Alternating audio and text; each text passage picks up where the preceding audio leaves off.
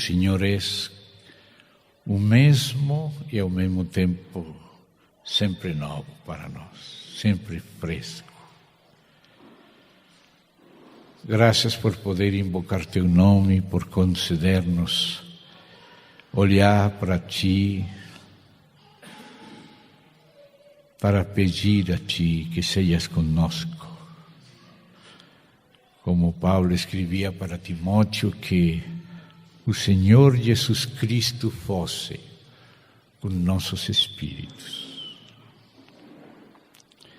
Senhor, concede-nos sentar-nos diante de Ti mesmo em espírito, olhar sinceramente para Ti, poder receber de Ti e seguir-te fielmente. Senhor, coloca Teu precioso jugo sobre nós. Esse jugo é jugo de cônjuge, é abraço de companheiro. Obrigado por esse jugo. Ajuda-nos a ser sensíveis, Senhor, para não correr em pós da nossa própria alma, senão em pós de Ti. Ensina-nos isto, Senhor. Em Cristo Jesus. Amém. Confiamos que o Senhor vai nos ajudar para seguir lendo a palavra dEle. Confiamos que a luz dEle nos iluminará, o Espírito dEle nos tocará, nos fortalecerá no homem interior, porque pedimos a Ele em nome de Cristo. Vamos voltar para Daniel, agora no capítulo 8. Na medida que vamos avançando como aquela escada da casa de Deus, que não avança de maneira direta, senão em forma de caracol, ou em forma de espiral. O Senhor nos faz passar de novo pela mesma coisa, mas em um nível um pouquinho mais alto. E de volta passamos de novo, e de novo, e de novo, mas aí vamos subindo. Estivemos lendo, pelo menos a parte principal, que corresponde a nossos tempos, em Daniel 2. E depois limos acerca da mesma coisa outra vez, em Daniel 7. E no próprio Daniel 7 limos 4 vezes a mesma coisa, mas cada vez tinha algo mais. O Senhor foi acrescentando cada vez que líamos a mesma coisa, algo novo. É o mesmo e ao mesmo tempo novo. Assim é nosso Senhor, é sempre o mesmo, mas é sempre novo para nós. Esperamos realmente tocar a Ele, que Ele primeiro nos toque a nós, para poder viver a novidade do mesmo. Amém? No capítulo 8, antes de que leamos ele próprio, creio que seria necessário ler outras porções que nos vão ajudar a entender melhor o capítulo 8. Porque no capítulo 8 o Espírito Santo aplica uma própria hermenêutica dele mesmo. Quando estávamos lembrando aquelas passagens de Jesus falando sobre Daniel, quando ele vem no capítulo 24, passando as alertas de cor amarela a cor laranja e de cor laranja a cor vermelha, por causa das perguntas dos discípulos. Ele tinha falado, quando eles mostraram aquele templo de Herodes, que não era precisamente nem de Salomão, nem de Zorobabel, sino de Herodes, que não ficaria daquele templo pedra sobre pedra. O templo que fez Salomão foi segundo as medidas que Deus mostrou para Davi. E eram medidas que falam de Cristo e das delicadezas do Senhor, dos limites, dos desenhos.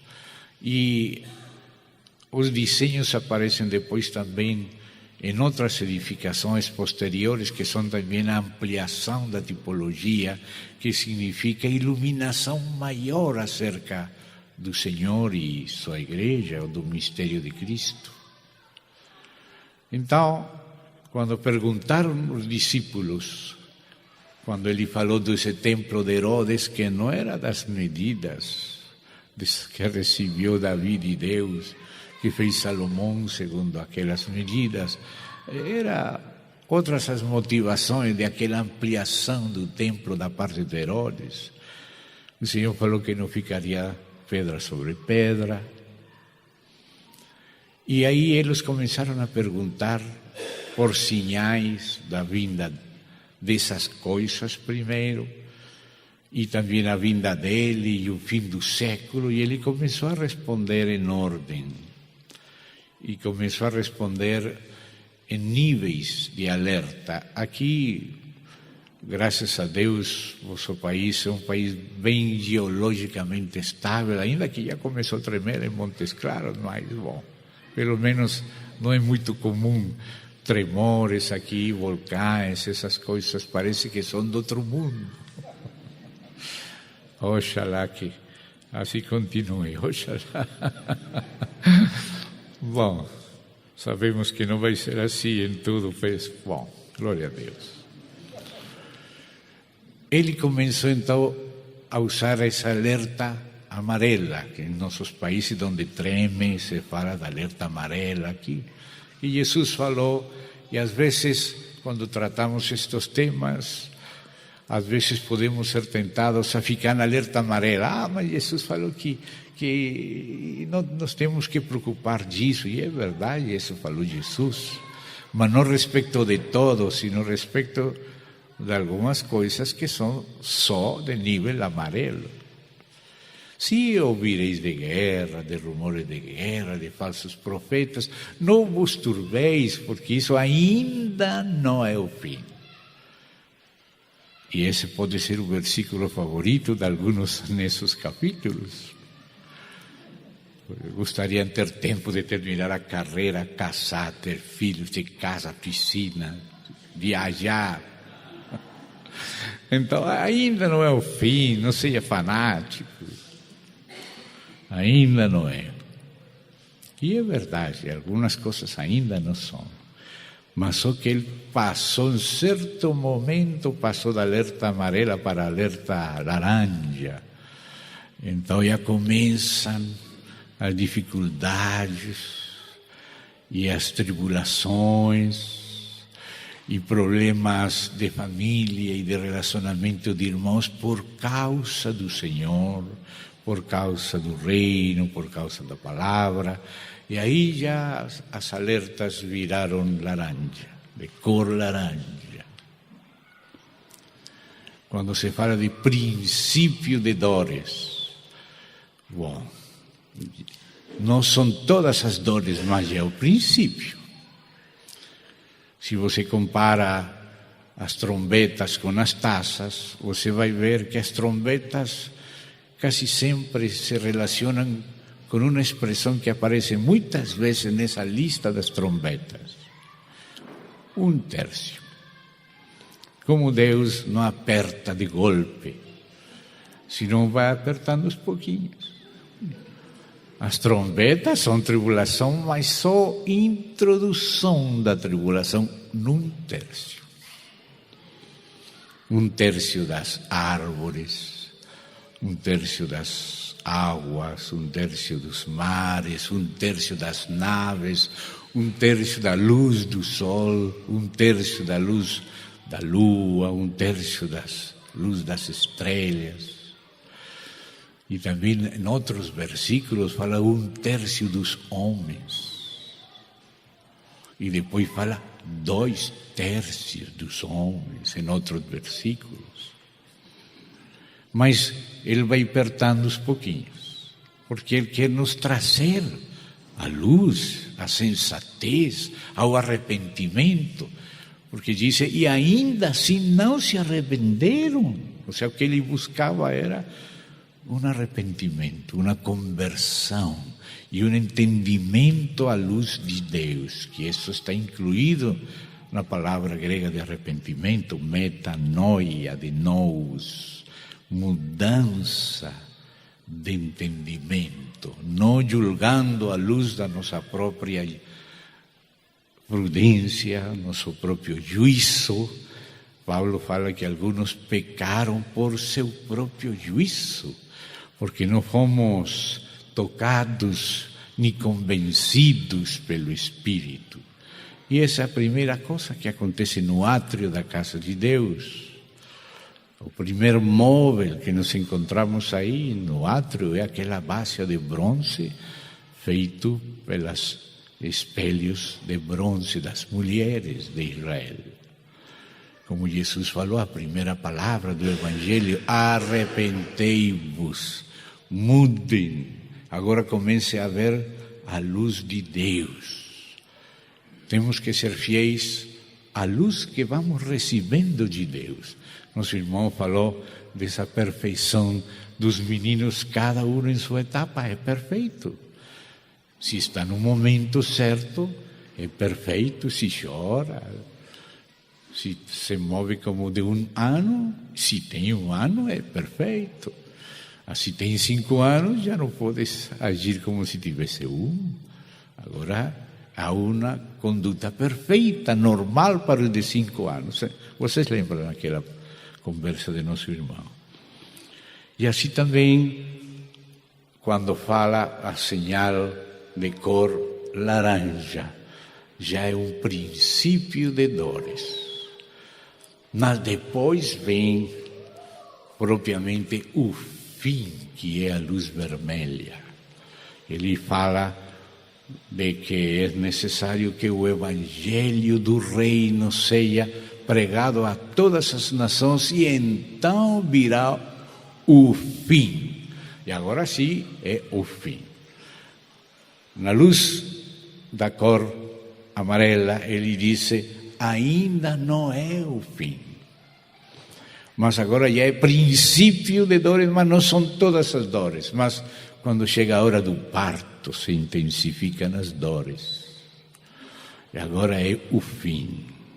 E quando menciona a palavra fim, diz: portanto, quando virdes a abominação desoladora de que falou o profeta Daniel, aquele que lhe entenda. Aí vemos como o nosso irmão nos está lembrando agora na introdução, que o Senhor associou fim com abominação desoladora e com pregação do Evangelho do Reino a todas as nações. Essas coisas estão juntos, são elementos que estão juntos no Kairos atual do fim. Cada Kairos tem seus elementos, e esses são alguns dos elementos do Kairos atual.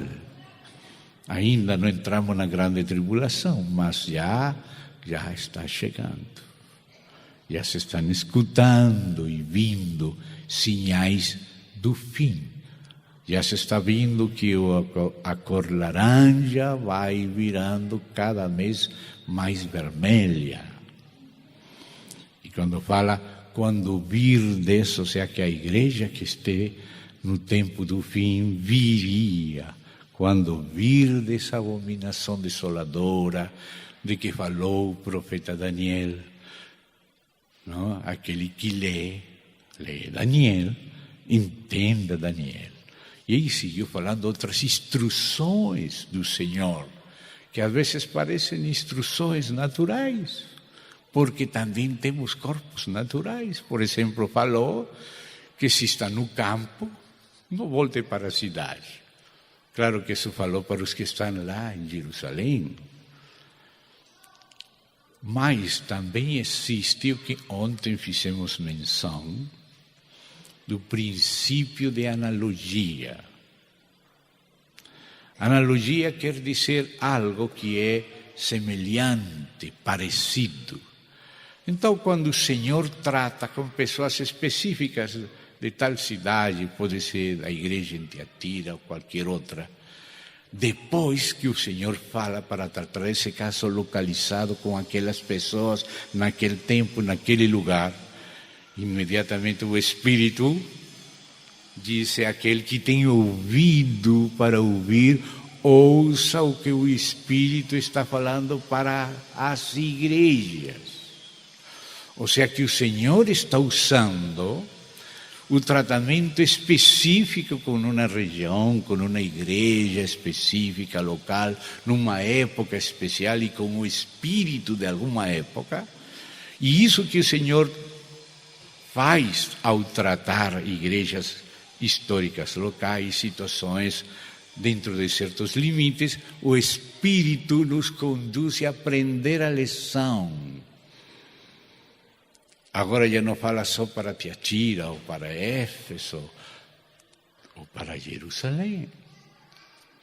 Ouça o que o Espírito diz às igrejas. Ou seja, que aquelas instruções são válidas em casos semelhantes, ou casos parecidos, ou seja, análogos. Princípio de analogia. Não para aplicar as coisas de uma maneira dogmática, de uma maneira forçada, só para aprender as diretrizes do Senhor Jesus nesses tempos. Mas, por enquanto, só vou dizer isso. Essa é só uma parte, vamos dizer, de acréscimo, añadida, porque esse assunto da comida, da bebida, do frio, do inverno, sim, pertence ao corpo e pertence ao cuidado do Senhor. Claro que Ele usa também o cuidado das suas instruções, que temos que aprender com Ele, sem deixar nunca de andar com Ele e de atender a luz verde do Espírito em nosso coração. Às vezes Ele avisa, às vezes Ele pega aquele jumentinho e para aí. E uno tem que atender sempre ao Senhor. Nós estamos sendo guiados por módulos, por aqueles livrinhos ou cartilhas que nós chamamos em espanhol de emergências, mas claro que haverá essas e piores emergências. E aí chega a hora da cor vermelha.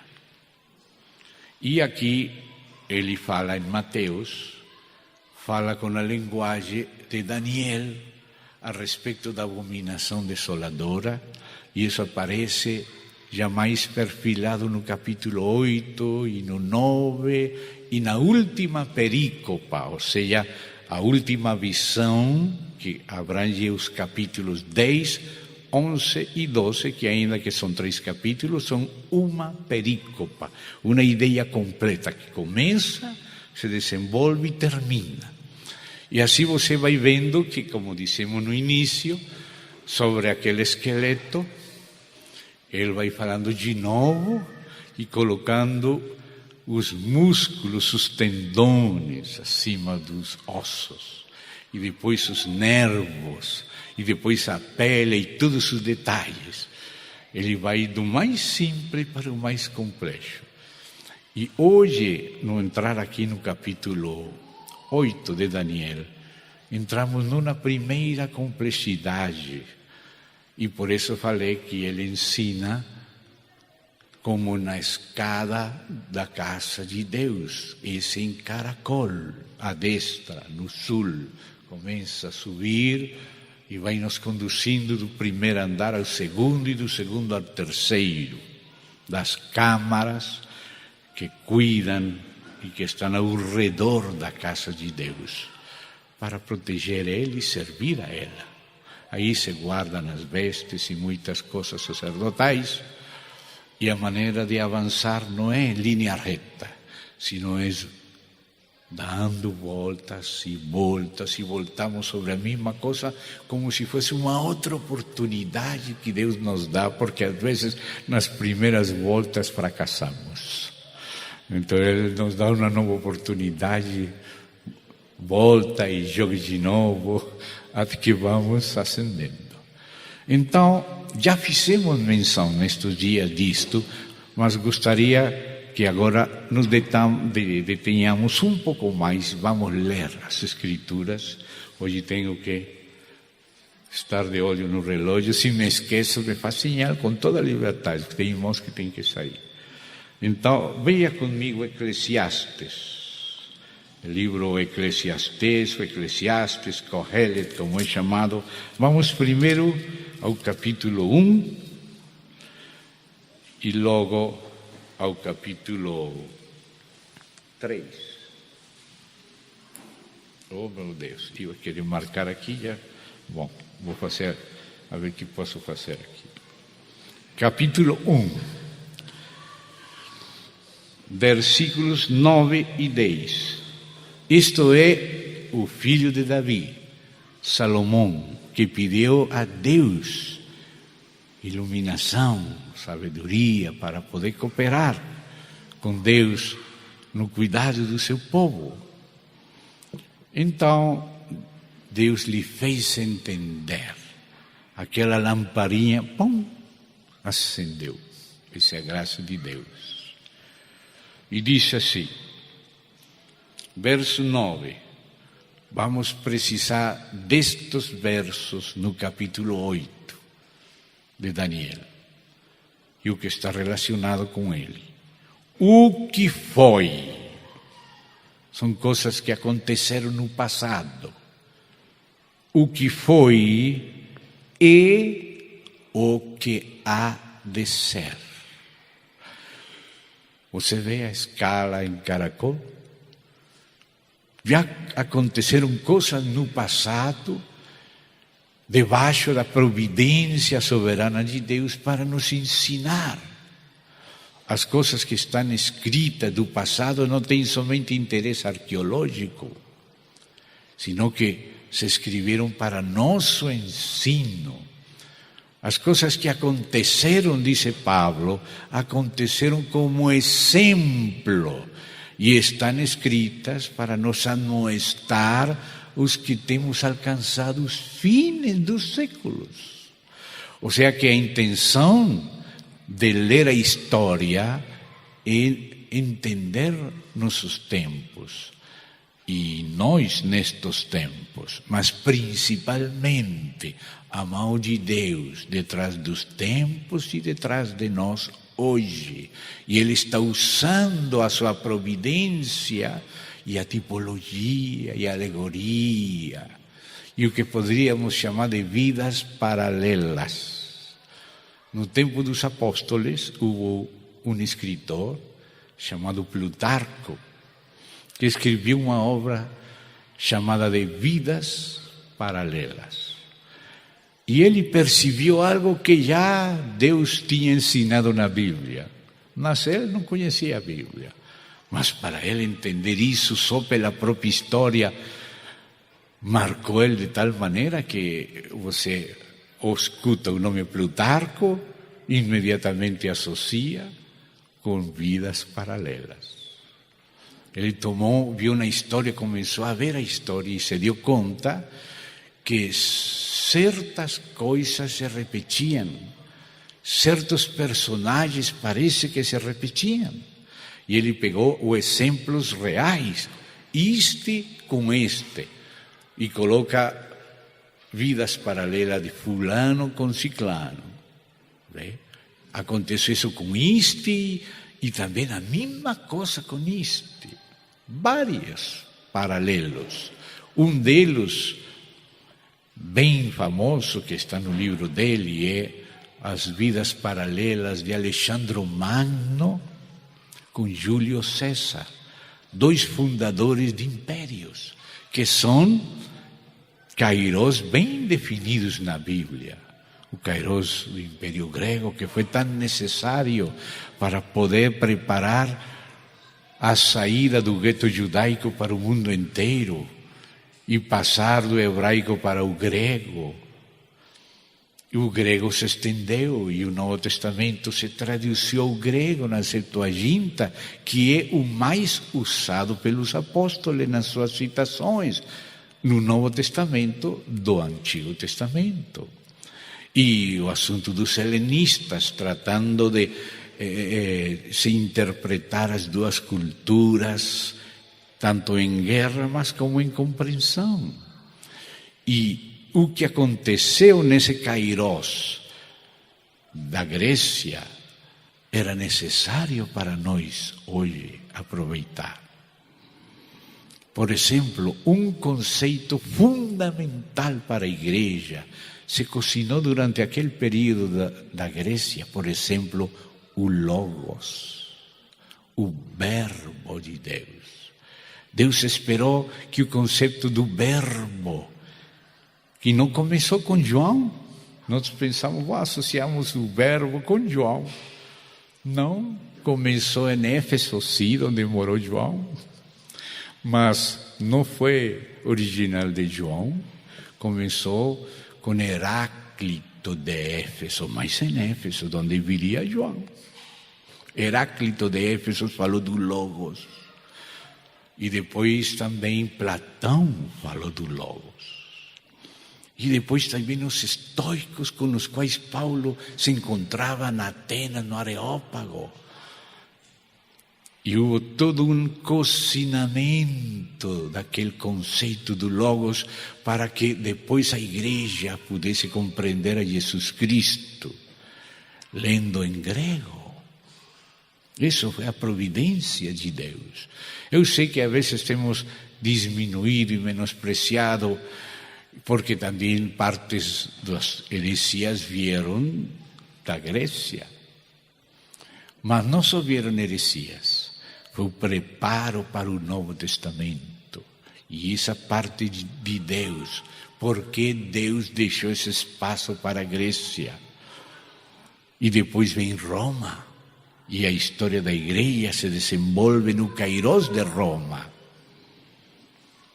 Tudo isso é conduzido por Deus, é a soberania de Deus que sabe o que está fazendo. Ele é o cozinheiro, ele está fazendo o pão, sabe quando tem que virar o bolo, quando tem que colocar um acima, e que estava acima colocar embaixo, etc. Então você vê aquele avanço. E aqui diz, o que foi,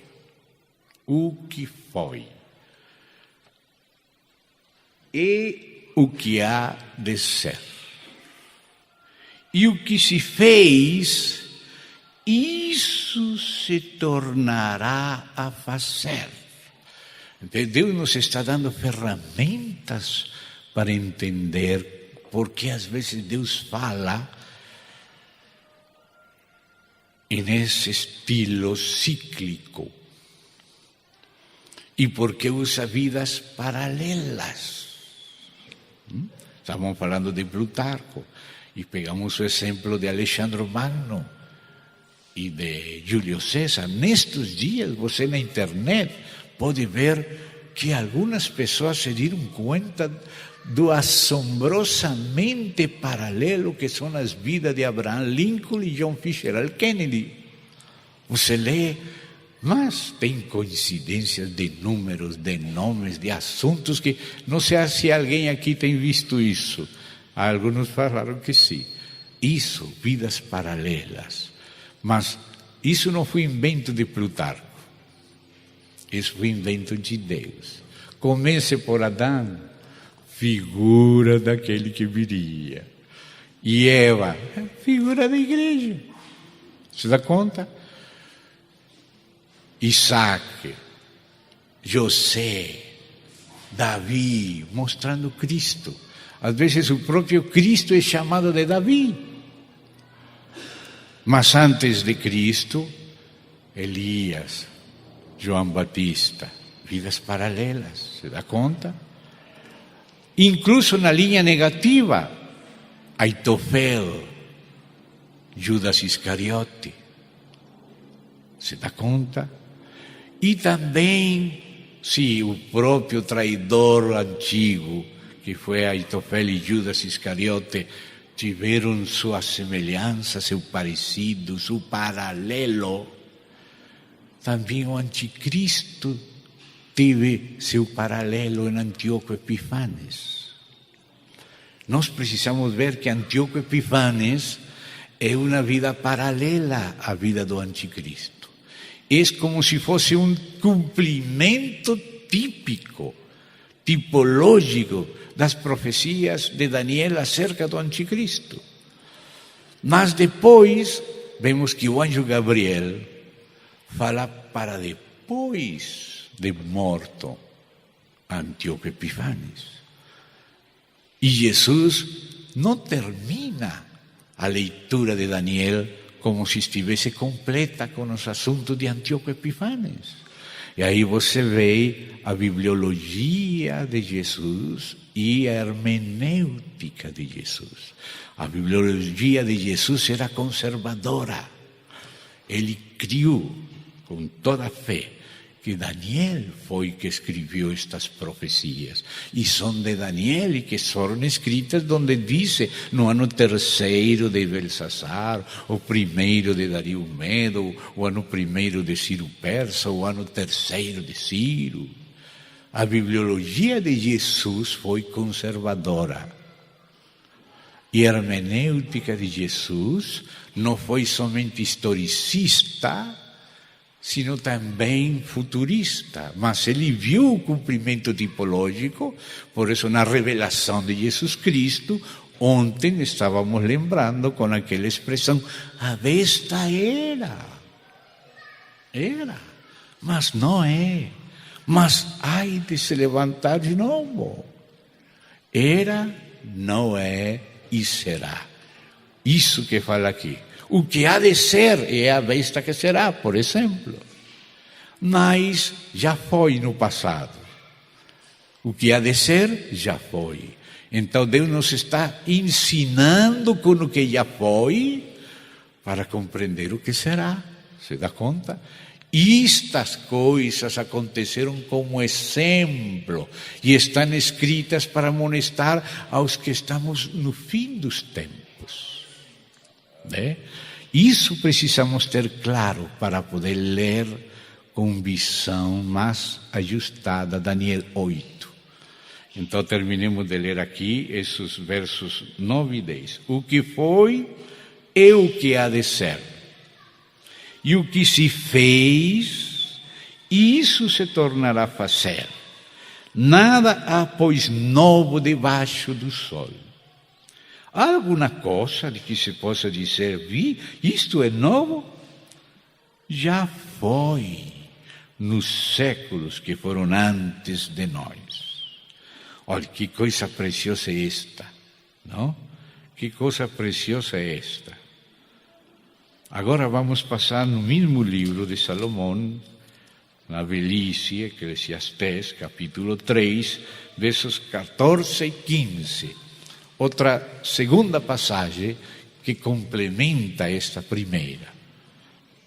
Então diz assim, sei, aqui a tradução é sei. Em Reina Valera diz, tenho compreendido. Em certo momento Deus acendeu aquela lamparina e ele começou a compreender e a saber.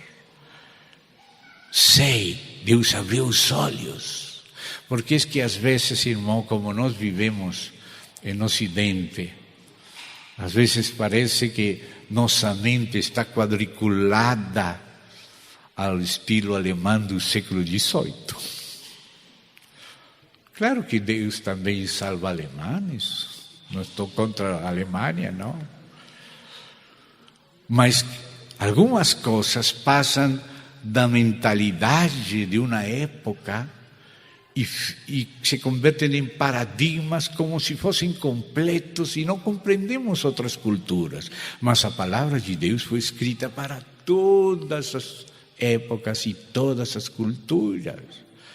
Não somente para Wellhausen. Julius Wellhausen foi um dos principais modernistas que interpretou o Antigo Testamento desde o ponto de vista alemão do século XVIII. E não se compreendia este aspecto do cumprimento cíclico, da tipologia, de ver presságios Para nós, essa coisa de presságios parece como se fosse ocultismo. E sim, o ocultismo também entra exagerando isso, mas na Bíblia, quando Saul se prendeu do vestido de Samuel e se rasgou, esse acontecimento foi um presságio interpretado por Daniel, que Deus estava rasgando o reino de Saul para entregar a Davi. Isso é uma mentalidade ocidental do século XXI. Somente, alguns cristãos e o ocultismo em outro aspecto. Então, por isso nos detemos em falar isto, para que tenhamos as ferramentas hermenêuticas, ou seja, de interpretação, que estão na própria Bíblia. Às vezes Deus utiliza semelhança de som. Quando chamou a Jeremias, que vês? E ele viu uma planta de amêndoa. Disse, viste bem, Jeremias, porque eu apressuro a minha palavra para pôr ela por obra. Para nós é estranho apressar a sua obra simbolizado por uma vara de amêndoa. Mas se você vai no hebraico, a vara de amêndoa se diz shaket. E apressurar a sua obra se diz shoket. Shaket e shoket.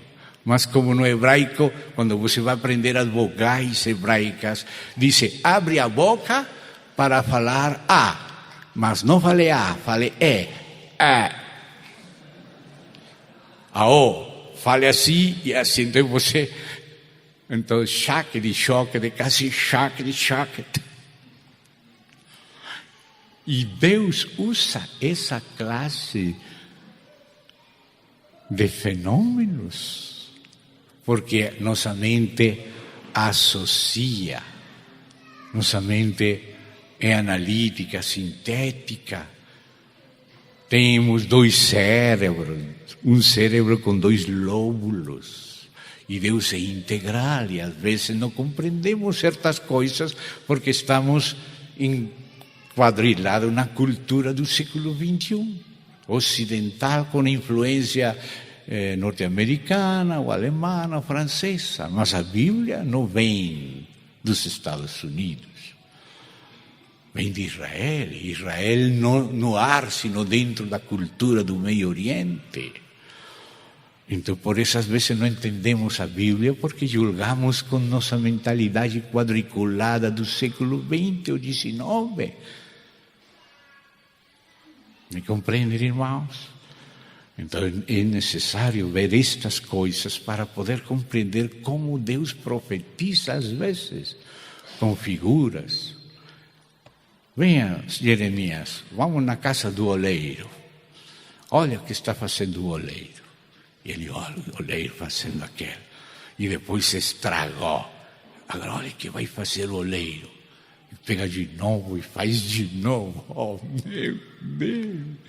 Às vezes uma imagem é mais rica que muitas explicações. E por isso Deus mostra imagens. E diz, uma sinal, Apocalipse, diz, a revelação de Jesus Cristo que Deus lhe deu para manifestar a seus servos as coisas que devem acontecer pronto, e a declarou enviando-la por meio de seu anjo, seu servo João. Essa palavra a declarou, a notificou, quando você vai no grego, tem uma raiz, semeion, de onde vem semiótica, semântica, símbolo. Ou seja, não é uma declaração assim, tipo uma sentença jurídica, não. É uma declaração por meio de símbolos. Então, essas são as sinais. E quais são esses símbolos? Vem um primeiro, lhe mostra aquela mulher, com aquele filho varão. Depois lhe mostra outra figura, aquela serpente antiga, um dragão com muitas cabeças, com muitos chifres. Depois vê aquela outra, terceira sinal que ontem lembramos, aqueles vencedores em pé sobre um mar de vidro, com harpa de Deus cantando, 2 cânticos, aquele do Cordeiro e outro de Moisés, etc, etc. Deus vai mostrando símbolos, figuras. Que viste, meu servo? Viste bem. E você, meu servo, que viu? Eu vi isto. Viste bem, porque eu vou fazer isto. Esse é o jeito de Deus. Não somente com o Ocidente, no Oriente Médio, Oriente longe, Centro, África, Europa, América. Então, temos que ter presente essa mentalidade completa, que todo o nosso cérebro é usado por Deus. E às vezes somos muito ocidentais. Outros podem ser muito orientais e outros muito ocidentais. Mas precisamos os 2 lóbulos do cérebro se entrecruzarem no centro do cérebro. É uma figura também. Lá no centro do cérebro, você pode fazer uma X. No centro do cérebro tem um pequeno trono, um osso que se chama a cadeira, a silla turca, que parece pi, a letra pi. Aí. E nesse tem uma glandulinha chamada de hipófise.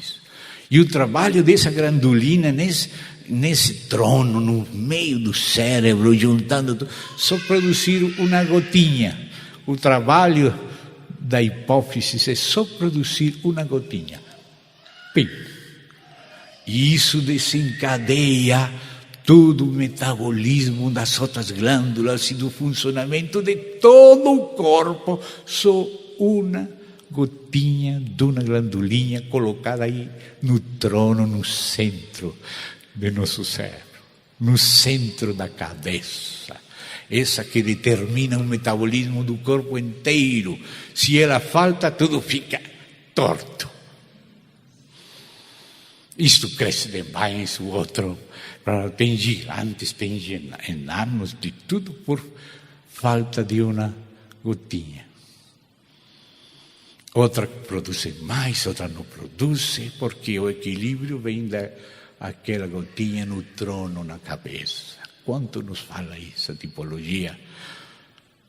Precisamos Senhor, basta só uma palavra tua. Tim. Se fez a luz, agora tudo encaixa, agora tudo ficou claro, agora tudo está sendo entendido. Por isso fala João, que essa é a mensagem que pregamos. Deus é luz. Tudo. Deus é luz. Essa é a mensagem do Evangelho. Não é só uma frase. Irmão, quando Deus faz a luz, por isso à tarde falávamos do Urim, Tumim. O que quer dizer Urim? Luzes. Irmão, viu? Aquele viu? Urim, não só Urim, luzes e perfeições. Luzes e perfeições. Urim, Tumim, esse é o pectoral do juízo para julgar e ver a realidade de tudo, a luz de Deus, por Cristo, pelo Espírito, refletido no corpo. Pareceu bem ao Espírito Santo e a nós. Esse é o resultado do concílio, a palavra de Deus através da igreja, a sabedoria multiforme de Deus se expressando através da comunhão da igreja. Uma comunhão quando ninguém tem que ser quadriculado, senão que tem que ser autêntico e fazer a sua parte. E ao mesmo tempo deixar o outro fazer a parte do outro também. Bom, então aqui já lemos isto. Vamos ler rápido. Sei que tudo quando Deus faz durará eternamente, diz esta tradução. Outra tradução diz será perpétuo. E essa palavra perpétuo é contínuo, como a palavra tamid, que se refere ao sacrifício contínuo. Mas aqui não se refere só ao sacrifício, senão à continuidade, ou seja, aquela volta da escada em caracol. Amém? Então diz assim: nada se lhe pode acrescentar e nada lhe tirar, e isto faz Deus. Por que Deus faz assim? Para que os homens temam diante dele, quando nos damos conta que Deus em verdade tem domínio da história e de tudo. Como pode ser que isto era a tipologia de aquilo? Como Paulo está lendo uma história antiga de Abraão, de Sara, de Isaac, de Ismael, de Agar, e começa a ver as correspondências. Isto, Sara, corresponde com um novo pacto. Fim, luz. Agar corresponde com o antigo pacto. Ismael corresponde com aquele que quer agradar a Deus segundo a força da sua carne e justiça própria. Mas Isaac é aquele que é ajudado por Deus. Abraão era um velhinho, Sara era outra velhinha. E como aquele rei se enamorou daquela velhinha? Alguma coisa fez Deus, que aquela velhinha foi renovada. E aí nasceu Isaac pela mão de Deus. E ele começou a ver o relacionamento do antigo e do novo pacto, e tudo isso nessa história que ele chamou de alegoria, não porque não seja história, mas é história usada por Deus como alegoria. Por isso esse princípio de analogia do pensamento global completo do homem, segundo Deus criou. Não de uma nação só, não de uma raça só, não de uma época só. É a mente de Cristo se formando no corpo de Cristo. Amém? Então aí diz assim: o que é, já foi. E o que há de ser, também já foi. E Deus fará renovar-se o que se passou. Então, estas frases aqui, tanto do capítulo 1 como do capítulo 3 de Kohelet, ou Eclesiastes, o pregador, estas frases aqui estão na base de aquela outra frase: a vista era, mas não é. Será. Bem? Ou seja que o que aconteceu no passado era uma figura para entender o que acontecerá no fim.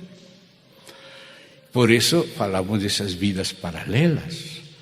E mencionamos que Antíoco Epífanes é uma vida paralela com o anticristo. E não somente tem um anticristo, tem um principal final. João falou: vocês têm ouvido que vem o anticristo, mas já vieram muitos anticristos. Diz João, anticristos com minúscula, onde o espírito de anticristo se moveu de maneira análoga, semelhante e tipológica. Por exemplo, podemos dizer que Nimrod era uma figura do anticristo. Não era o anticristo, mas o espírito do anticristo, daquele mistério da iniquidade, já começou a se manifestar cada vez que teve oportunidade. Então, por isso muita gente está confusa, parece que tem vários anticristos, mas é porque o espírito de anticristo tem se movido. Mas, assim como em Cristo, Deus quer converger nele todas as coisas, aquele princípio de rebelião do coração de Satanás, através dos seus amigotes, os principados caídos, cada vez que tem uma oportunidade, está querendo levar a cabo o desejo do seu coração de se colocar no lugar de Deus como Deus. E isso manifesta cada vez que pode na história. E por isso João disse que já há muitos anticristos. E por isso sabemos que é o último tempo. Mas há um anticristo final, o anticristo. Os outros foram tipologia e foram avance do mistério da iniquidade ao longo da história, mas com esse fim que Deus permitirá para glorificar seu nome. Para isto te tenho levantado, para mostrar em ti o meu poder e que meu nome seja anunciado em toda a terra. Por isso, na revelação de Jesus Cristo aparecem essas personagens que somente servem de telão de fundo para a glória de Cristo. Fazer a diferença, fazer ressaltar a Cristo com luz na frente desse telão de fundo da escuridade. Nossa mentira vai ressaltar a verdade de Deus. Está escrito em Romanos, no Novo Testamento. Então, amados, agora sim, vou voltar à normalidade com este aparelhinho aqui, se consigo. E vamos, Daniel 8. Era o sucesso para poder marcar a página. Desde o verso 1, vou procurar ler rápido para chegar na parte nossa. Mas para compreender a parte nossa, precisamos daquele processo. E lembre-se, aqui está falando da mesma coisa, mas com outras figuras, e muda de figuras para que os de fora não entendam, e os de dentro sim. Amém? Se você está dentro, não vai ficar confuso. Mas se você está fora, meu Deus, que este assunto aqui. No ano terceiro do reinado do rei Belsassar, ou seja, 2 anos depois daquela visão dos 7, era o mesmo Belsassar, o último rei da Babilônia. Eu, Daniel, tive uma visão depois de aquela que eu tivera a princípio.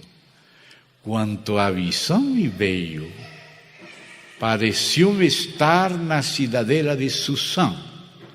Mas ele não estava. Ele estava na Babilônia, mas foi trasladado para uma cidade importante da Pérsia. Olha, até aqui, no capítulo 2, no capítulo 7, o nome Pérsia, assim expresso, não aparecia. Quando falou para Nabucodonosor, você é aquela cabeça, e depois de ti se levantará outro reino inferior ao teu, e depois só, mas não apareceu o nome. Aqui já começam a aparecer os nomes. E aqui aqueles reis individuais começam a aparecer plurais. E por isso, quando você vai interpretar aquilo, tem que ter em conta a revelação mais extensa que Deus acrescentou depois. Então diz assim: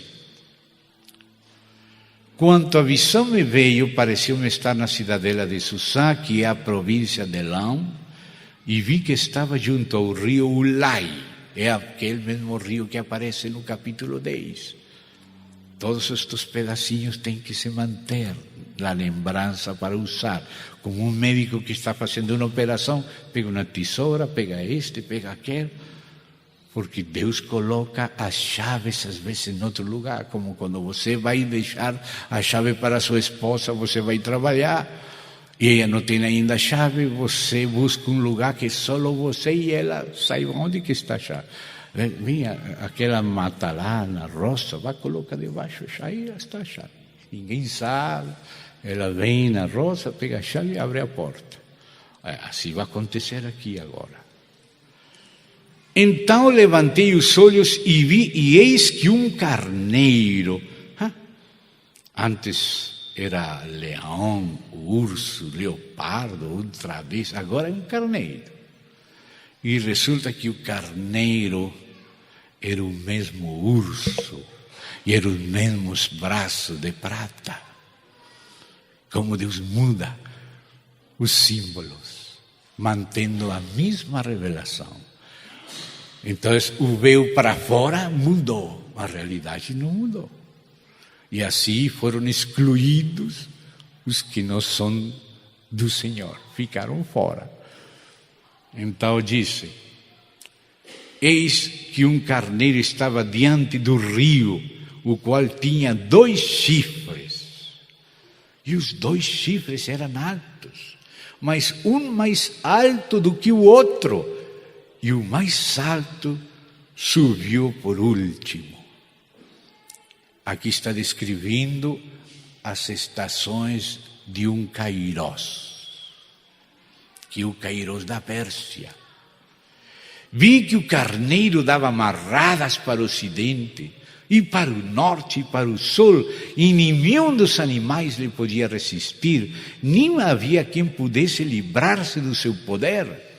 Ele, porém, fazia segundo a sua vontade, e assim se engrandecia. Ou seja, Deus está acrescentando detalhes àquele segundo Kairós depois da Babilônia. Ainda que ele estava na Babilônia, apareceu em Pérsia, em Susa, vindo isso. Agora, vamos lá pegar a chave lá debaixo daquela notinha lá. Vamos no verso 20 do mesmo capítulo. Aí debaixo, aí lá. Aquele carneiro que viste com 2 chifres são os reis, e já passou do singular ao plural, os reis da Média e da Pérsia. Você vê aquela chavezinha lá, nos ajuda a entender acá e entender que é Média e Pérsia, relacionado com o urso, relacionado com os braços e peito de prata. É a mesma coisa. Mas Deus está falando com uma linguagem como Ele quer. Assim Ele quis falar. Então voltamos para trás. Agora chegamos a ver o outro Kairós. Verso 5.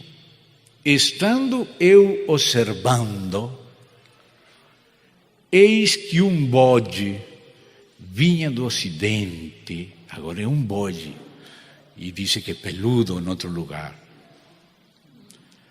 Do ocidente. Aquele vinha do rio Lai, lá na Pérsia, no Elam.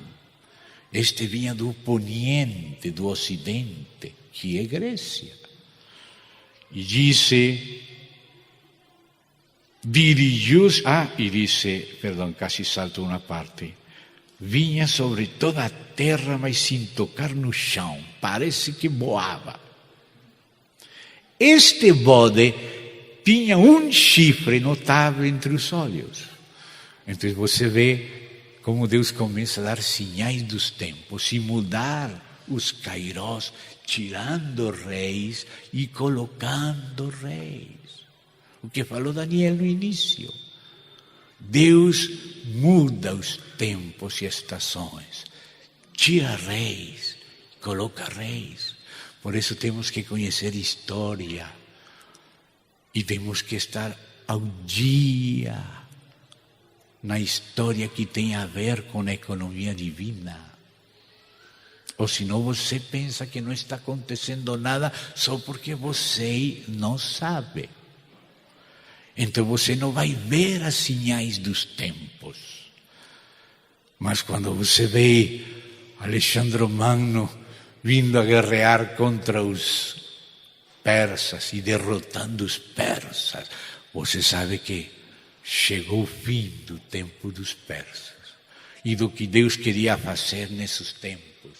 E agora começou a introduzir outro Kairós, outro paradigma, outra etapa do trabalho da economia divina em direção àquela economia da plenitude dos tempos, que tem que ter o resultado de cada um destes Kairós para se juntar no último. Então aí diz assim, dirigiu-se, verso 6, ao carneiro que tinha 2 chifres, ao qual eu tinha visto diante do rio, e correu contra ele com todo o seu furioso poder. Viu chegar perto do carneiro, e enfurecido contra ele, o feriu, lhe quebrou os 2 chifres, pois não havia força carneiro para lhe resistir, mas o bode o lançou por terra e o pisou aos pés, e não houve quem pudesse livrar o carneiro do poder dele. Estas são as chamadas guerras médicas, dos medos com Babilônia e dos medos e os persas com os gregos, chamadas as guerras médicas. Você pode ver disso em Herodoto, nos 9 livros da história, em Tucídides, na história do Peloponeso, em Xenofonte, na Ciropedia e outras obras, em Josefo e tal, para ver essa história, como a história se cumpriu exatamente como Deus tinha assinalado, com sinais, como diz, previamente designadas para nossa leitura, para nossa compreensão de Deus por Cristo e para saber participar de maneira certa, para que o trem não nos deixe, para que entendamos o que significa a verdade presente, que é a verdade total, mas que tem algo que está fazendo Deus hoje. E vimos tudo isto para ver quão seguro é. Então diz aí, ninguém podia livrar ao carneiro do poder do bode peludo. Vamos no verso 21. Mas o bode peludo é o rei da Grécia. O chifre grande entre os olhos é o primeiro rei, ou seja, Alexandre Magno. O ter sido quebrado, levantando-se 4 em lugar dele, significa que 4 reinos se levantarão deste povo, mas não com a força igual a que ele tinha. Quando você vê morrer Alexandre e aqueles 4 generais chamados os diádocos, Antígono, Cassandro, Seleuco, Nicanor e Ptolomeu I, Soter. Se você não se interessa com isso, você não vai ver as sinais dos tempos. Se você se interessa mais com o Mundial de Futebol, sabe quando foi escolhido o presidente dos presidentes da Europa? Nessa hora, muita gente não viu porque estava Flamengo contra, não sei se era Botafogo, e um ganhou 4-1 ao outro. E nessa hora, quem ia saber que aconteceu algo tão importante como começar a sair aquele chifre pequeno no meio de 10? Havia um grande partido de futebol. A gente não viu, não porque não saiu, porque eu vi. Mas eu não vi o partido. Mas depois me contaram que ganhou 4-1, acho que não sei se Flamengo, Fla, algo assim. Fluminense, Flamengo. Isso era o que estava acontecendo quando foi nomeado o executivo europeu. Estava nesse partido. Então aí continuamos agora, voltamos aí debaixo da planta da chave. Já sabemos que esse bode peludo era o rei da Grécia, né? Então voltamos aí, chegamos no verso 8. O bode se engrandeceu sobremaneira e na sua força quebrou-se-lhe o grande chifre, e em seu lugar saíram 4 chifres notáveis para os 4 ventos dos céus, aquelas dinastias dos generais, os diádocos de Alexandre Magno. E aí ele vai conduzindo e se vai concentrando numa dessas dinastias, um dos 4 chifres, que foi Seleuco, de onde vêm os Seleucidas, entre os quais estavam os Antíocos, e chega a Antíoco Epifanes. Mas ao mesmo tempo dá umas frases pequenas que permitem ver que esse primeiro cumprimento típico ainda não era o definitivo. E deixou frases para poder pular para o verdadeiro. E veio Gabriel e explicou do jeito que explicou depois Jesus. Por isso falamos todo esse enredo de vidas paralelas, de tipologia, de alegoria, de o que há de ser já foi, porque Deus usa isso para revelar e para nos ensinar. Não conforme somente a mentalidade ocidental, sino a mentalidade humana. E vem falando naquela época, não tinha nascido Einstein, nem sequer Aristóteles, ele nasceu foi depois com Alexandre. Ele foi o preceptor de Alexandre Magno. Então voltamos lá. E diz agora verso 9. De dos chifres saiu um chifre pequeno. E outra vez aparece a expressão chifre pequeno. De dos chifres que era o Seleucidas, que era Antíoco Epifanes, que depois cumpriu tipologicamente como a besta que era no tempo da Grécia. Ontem limos no capítulo 17 que João estava falando, a bestia era, mas não é. 5 já foram.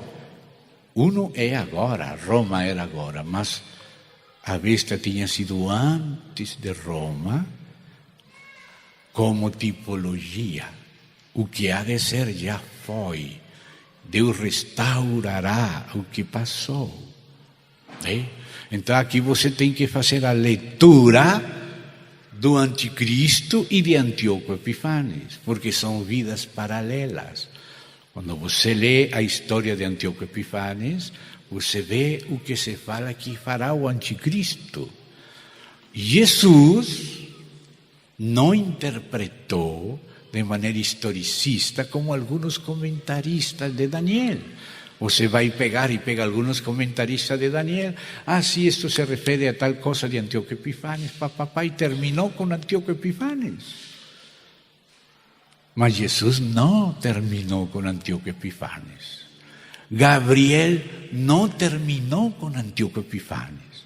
Gabriel falou que isto era para o tempo do fim. E Jesus também falou para o futuro dele, depois de morto, mais de 200 anos, quase, Antíoco Epifanes. Mas é útil ler Antíoco Epifanes, mas com óculos de dupla leitura.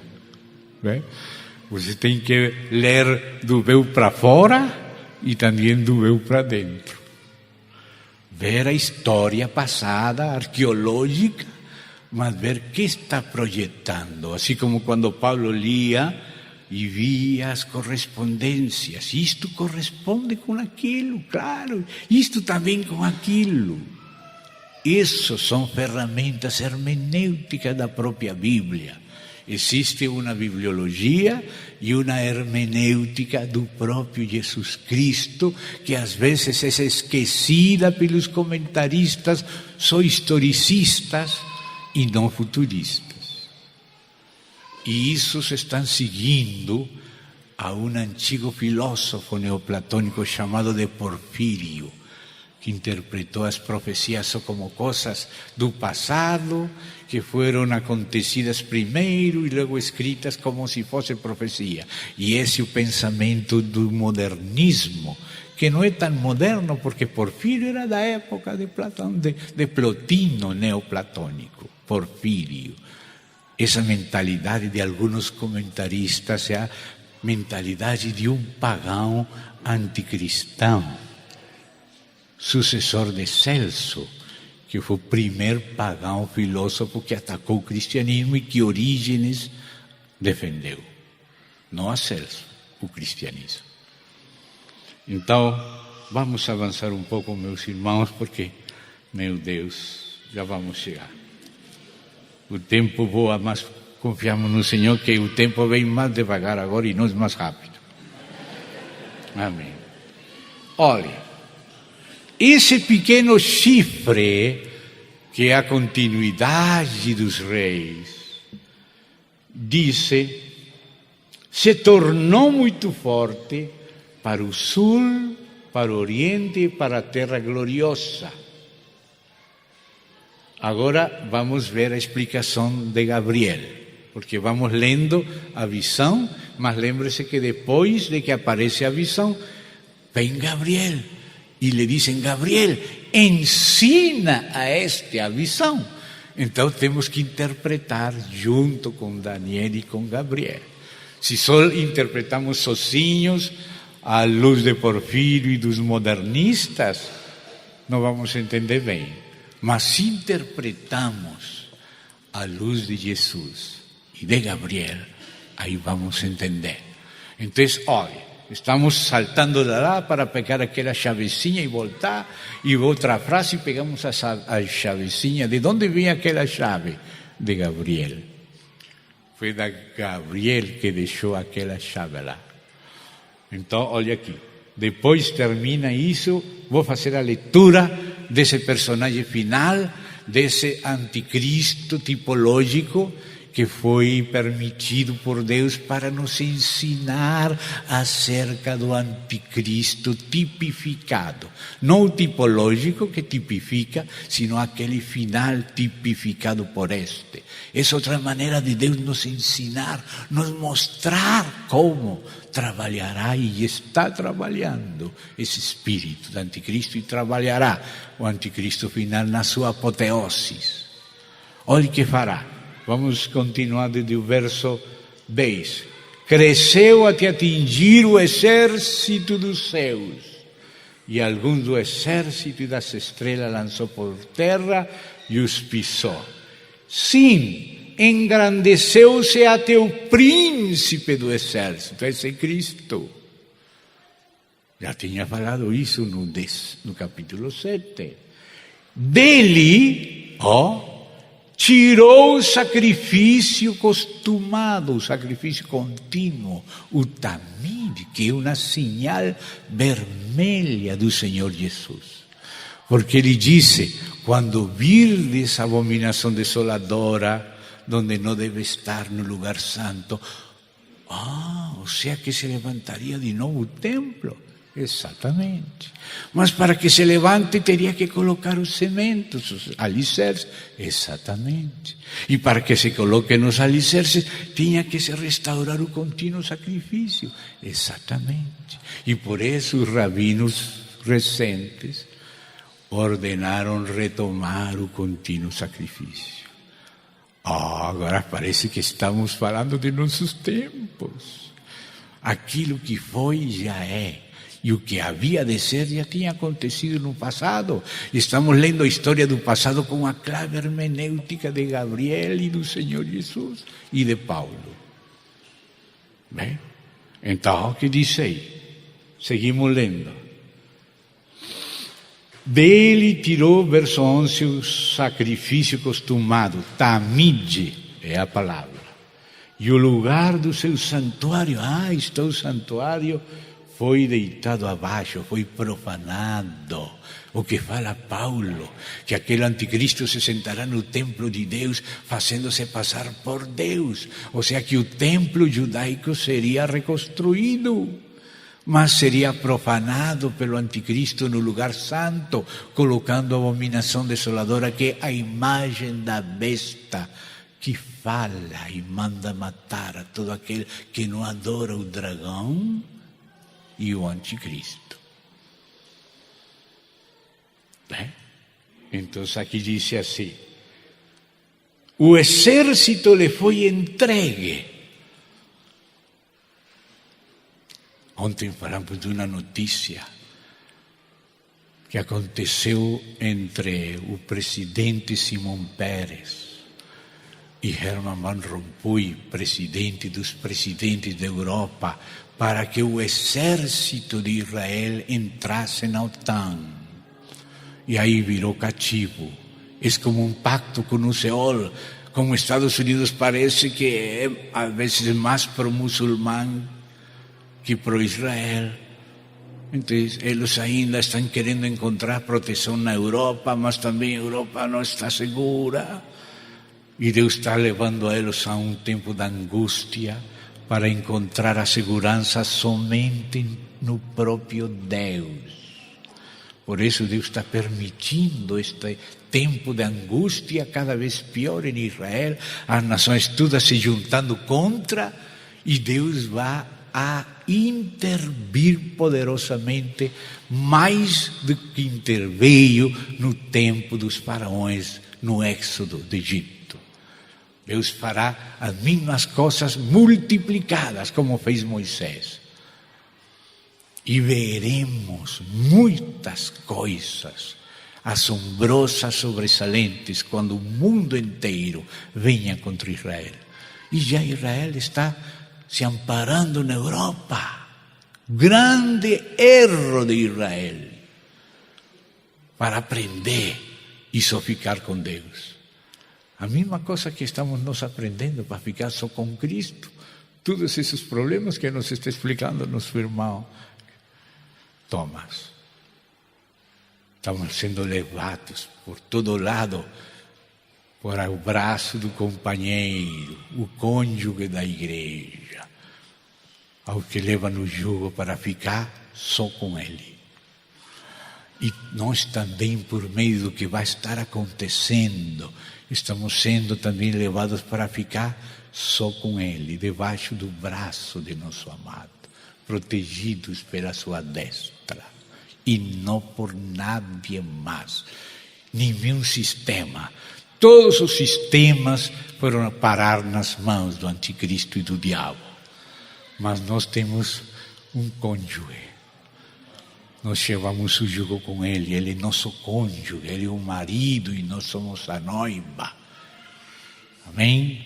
E também nós somos os companheiros debaixo do seu braço. Amém? Então, aí sigue falando e disse: o exército lhe foi entregue com o sacrifício costumado. Já termino.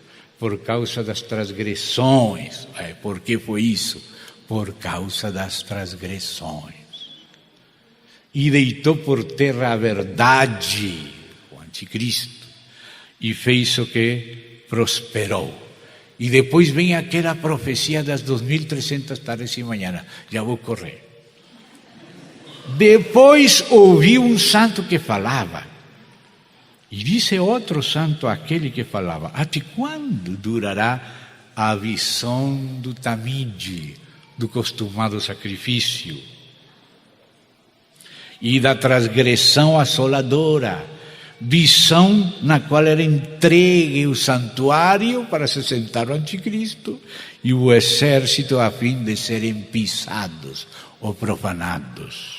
E ele me disse: até 2.300 tardes e manhãs, e o santuário será purificado. Havendo Daniel tido a visão, procurei entendê-la, e eis que se me apresentou diante uma com aparência de homem, e ouvi uma voz de homem dentre as margens do Ulai, a qual gritou e disse: Gabriel, dá a entender a este a visão. Este livro de Daniel fala muito esse verbo entender. Os sábios entendidos, os ímpios não entenderão, os santos entenderão, etc. E disse: veio, pois, quem? Gabriel, para perto de onde eu estava. Ao chegar ele, fiquei amedrontado e postrei-me com o rosto em terra, mas ele me disse: entende, escuta a hermenêutica de Gabriel. Não era historicista como de Porfírio e os modernistas. Olha que entende, filho do homem, pois esta visão se refere ao tempo do fim. Ou seja, que Daniel estava vindo àquela tipologia que se cumpriu com Antíoco Epífanes, mas não se referia a isso. Ainda aqueles acontecimentos se referiam como exemplo ao fim mesmo, o tempo do fim. Por isso, quando fala Jesus, o fim, acrescenta: portanto, quando virdes no lugar santo, donde não deve estar, a abominação desoladora de que falou Daniel.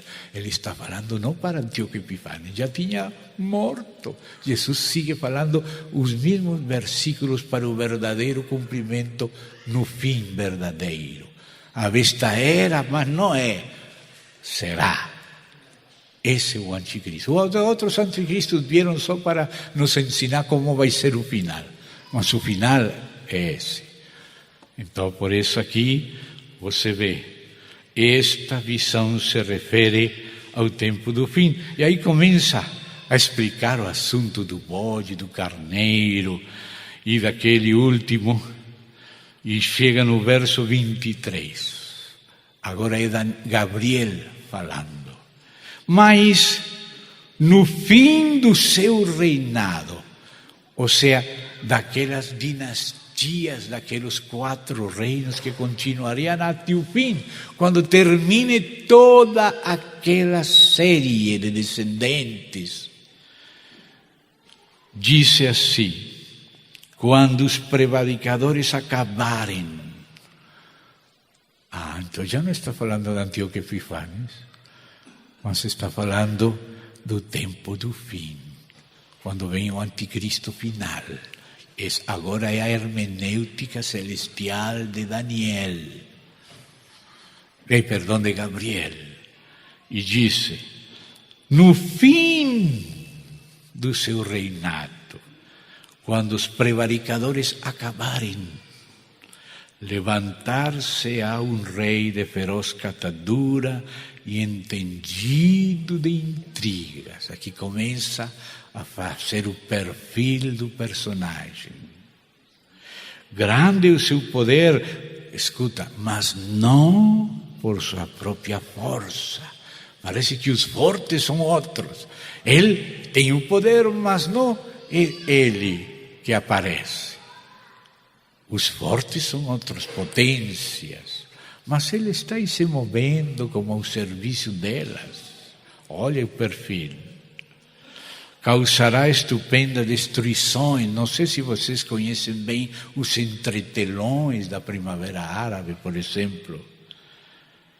Prosperará e fará o que lhe aprouver. Escute aqui.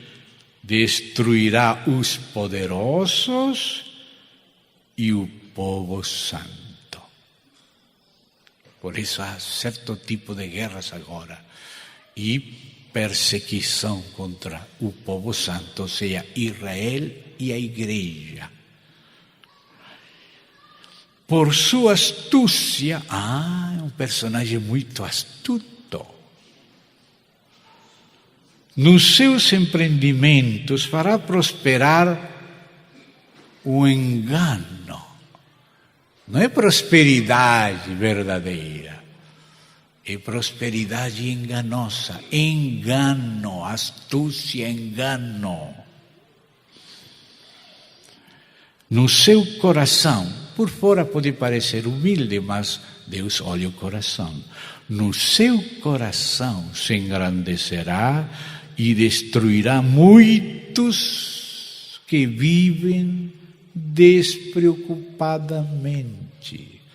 A tradução de Reina Valera diz: sem aviso, destruirá muitos. Se lembra a noite de São Bartolomé? Estavam celebrando aquele novo banquete de Baal Peor, casando-se o almirante protestante Hugonote Colini, protestante, com aquela reina de Navarra católica, e em uma grande festa ecumênica. E ante uma pequena señal, mataram os hugonotes na noite de São Bartolomé, assim, sem aviso. Na noite dos cristais, dos nazis, a mesma coisa. Estavam dormindo tranquilo às 3 da manhã, quebraram as janelas, cristais levaram para as câmaras de gás. Isso, a tradução em espanhol é isso. Sem aviso destruirá muitos. A gente não sabe como as vacas vão para o matadeiro.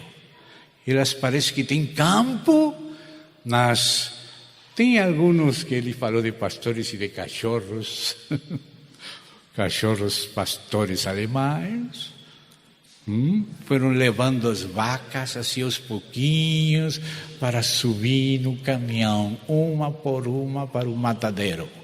Assim está se movendo um movimento global, no econômico, no dinheiro, no time, nos supermercados, na globalização. O joio está sendo atado em manolhos para o fogo. Já termino, irmãos. Já termino. Então disse aí, não quero abusar, mas não quero deixar pela metade. Sim. E disse,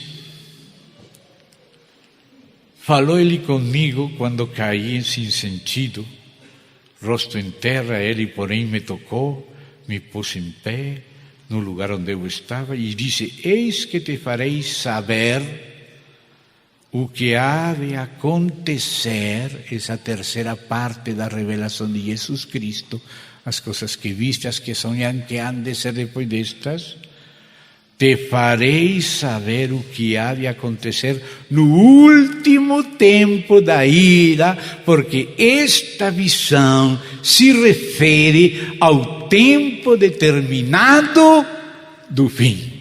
Como não vamos pôr atenção às sinais de nosso Kairos? Depois aí fala aquilo que já adiantei, de Pérsia, de Grécia, e aí podemos saltar para o verso 25. Por sua astúcia nos seus empreendimentos para prosperar o engano, no seu coração se engrandecerá e destruirá muitos que vivem despreocupadamente. Por isso, o Espírito nos tem carregado com isto. Nós não escolhemos o que queremos pregar. É Deus que manda. E diz assim, levantar-se-á contra o príncipe dos príncipes, por isso chamado anticristo, mas será quebrado sem esforço de mãos humanas. Se levantará contra Cristo, mas Cristo mandará ele e ao falso profeta, aonde mandou a Datã, Coreia, virão ao abismo debaixo do inferno. E disse, a visão da tarde e da manhã, aquela conversa dos santos do fim que lhe foi permitida ouvir a Daniel, agora respaldou o Gabriel. E disse, a visão da tarde e da manhã que foi dita é verdadeira. Tu, porém, preserva a visão. Olha o interesse do céu. Que esta visão seja preservada, porque se refere a dias ainda muito distantes. Eu, Daniel, enfraqueci, estive enfermo alguns dias, então me levantei e tratei dos negócios do rei, espantava-me com a visão e não havia quem a entendesse, porque era para ser entendida no tempo do fim. Até que se começassem a ver as sinais. Vamos orar, vamos parar aqui. Deus providenciará o que Ele quer com seu povo. Querido Senhor, que estás conosco, nos estás ouvindo, estás lendo nossos corações, guarda-nos na simplicidade para te glorificar e te entender, porque o Senhor reservou entendimento para nosso Kairos, segundo dizes em outros lugares. Senhor, que teu povo possa examinar isto em busca sincera diante do próprio Senhor, e que seja o próprio Senhor que nos ajude, continua ajudando, em nome de Jesus Cristo, e que podamos nos ajudar uns a outros na medida que vamos recebendo do Senhor. Amém. Em nome do Senhor Jesus. Obrigado.